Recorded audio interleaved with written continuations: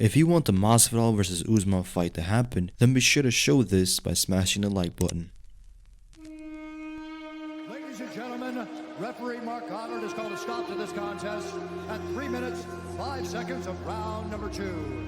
Declaring the winner by knockout and new UFC undisputed welterweight champion of the world, Jorge Gilbert Burns.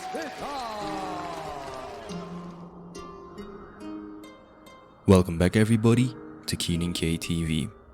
In today's video, let's talk about the 5 reasons why Jorge Masvidal could defeat Kamaru, the Nigerian nightmare Usman.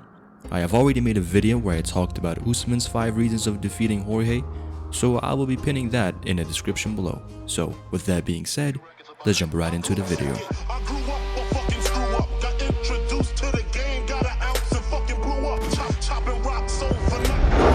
Starting off with the very first reason is, Jorge Masvidal has adopted a new fast start. I think this is a quick adjustment to the mentality that he had right before he went ahead and fought Darren Till. He said to himself that he wanted to go ahead and take everything out of the judge's hands, and I believe starting fast and make it a fight as soon as possible was one of the main reasons for that change. So what this really means is this: as soon as the fight starts off, we know that Kamaru Usman has a fairly unusual method of approaching the opponent, just like Jon Jones used to do, which was the spider walk. He will crawl like the spider and go ahead and add a little bit of flair to his approach to his opponents, but this in return could leave him vulnerable for a sprinting flying knee. Remember, the MMA rules have changed, so if you want to play touch the ground like Jon Jones used to do to avoid getting kicked, that will not work anymore. So if Kamaru Usman is crawling like that and all of a sudden you see Jorge Masvidal sprint at him and try and kick him, that is legal as far as I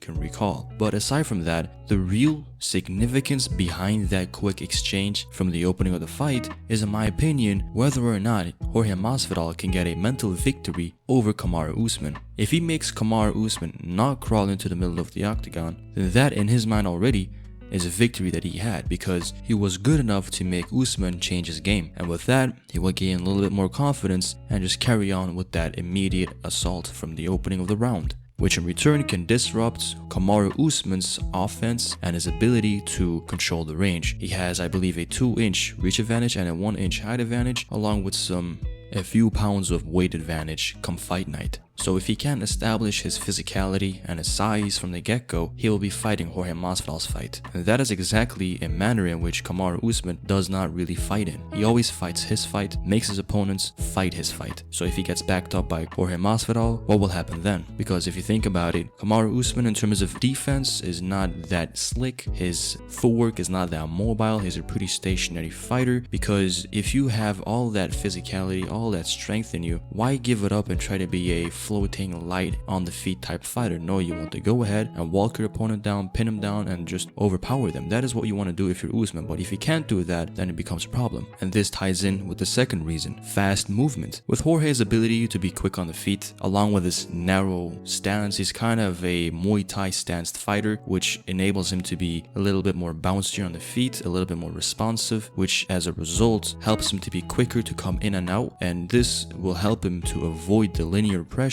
of Kamaru Usman. Kamaru, on the opposite side, he has a bit of a wider boxing stance, and this ties back into what I said. He wants to be physical, he wants to be grounded, and he doesn't want to be backed up. And that is kind of like, for example, Max Holloway. Max Holloway also likes to stand his ground and push his opponents back and kind of build up momentum. That is exactly what Usman wants to do as well in this fight, but if he can't, like I said, then he will be in trouble. The third reason: fast hand speed and kicks. Now, I think that is pretty self-explanatory. You always want to be the one hitting and not getting hit. So coming in first and beating the opponent to the punch and exiting without any harm is exactly what Jorge Masvidal is really all about. He has never been a fighter who has gotten himself into a big brawl where he had to scrap it out and really tough it out like Kamaru Usman versus Colby Covington was. He never was in that position because he always kept his head into the game, uses mobility, uses head movement, uses defense, and got out of the way.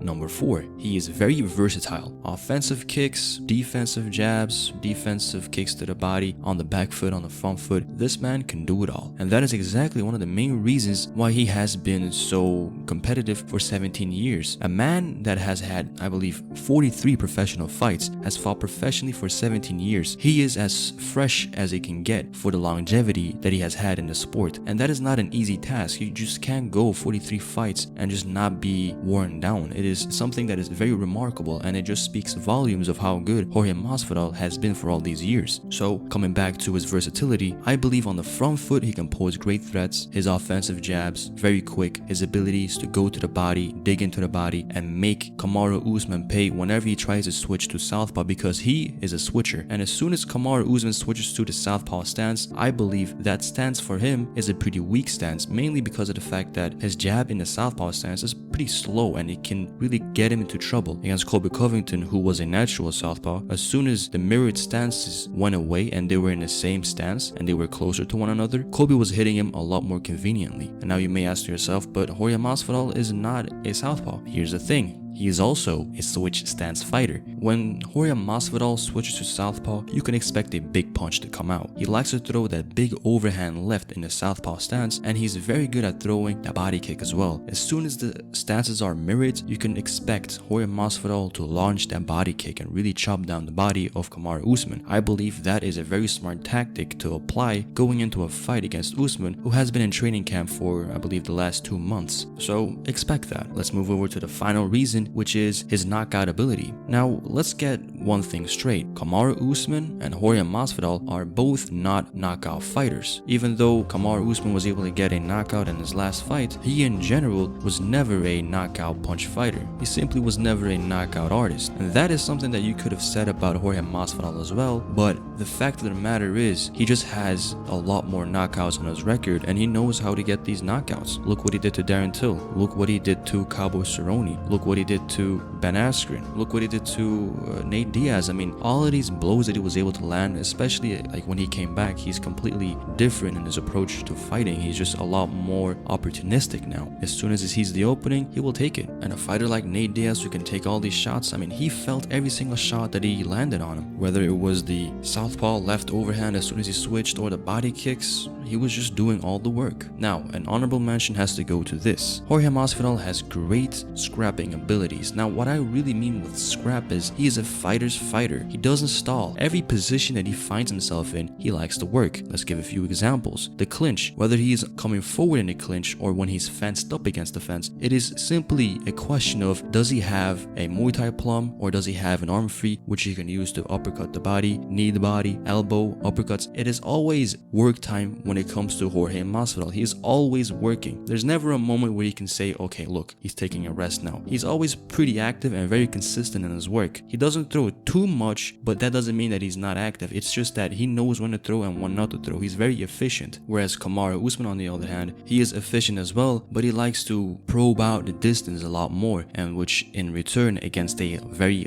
mobile fighter, this can be troublesome because at one point, can you really see yourself getting the distance down? And against Masvidal, that can be a problem as well. Now, let's take another example. Jorge Masvidal, let's just say he knocks down Kamaru Usman. Now, he will, I believe, go ahead and apply some good ground and pound work. I don't think he's afraid of going to the ground. He has shown that he's not afraid of Nate Diaz's Brazilian Jiu-Jitsu. He just went ahead, attacked the body, and just kept on putting in that work, kept him on a defense mode, and kept himself busy. That is one thing you always have to do. Never give that opponent the opening in which he can finally get some rhythm in, get some timing in, get accustomed to what you do. For example, we always know that Jorge Masvidal likes to be slick, but as soon as Masvidal sees an opening, he will take it in a heartbeat. Look what he did to Darren Till. He was backing up against Darren Till, which, I mean, who doesn't back up against Darren Till at the welterweight division? The guy is a gorilla. But he was on the back foot, evading, dodging, and as soon as he found his left hook connecting, he was like, okay, good, boom, he did it immediately. The jump in left hook set him up, knocked him out clean. And that is exactly what he can do. He can just manipulate the rhythm and manipulate the distance, which is just exactly what Usman is all about. Having that consistency in his output and having that rhythm. If he can disrupt that, he can reset Usman consistently. And when that can become a reoccurring theme, well, you have a lot of success in your hands when you're Jorge Masvidal. Now, one thing that we cannot really overlook is the fact that he was a replacement fight. Now, I don't think he is as sharp as he was going into his Nate Diaz fight, simply because, I mean, he went ahead, fought Darren Till, fought Ben Askren. I mean, these are back-to-back camps, and when he went ahead and fought Nate Diaz, that was another camp. So he was really sharp. I don't know where he is physically, but I'm sure that a veteran like him is just ready to go 5 rounds. But he may have to adjust a few things about his approach to go 5 rounds if need be. This is a very exciting fight, which I am really looking forward to. But in the end, it is only time that will tell the truth. Leave in the comment section down below who you think will win come fight night. As always, I have been Keenan from Keenan KTV, signing off. Later.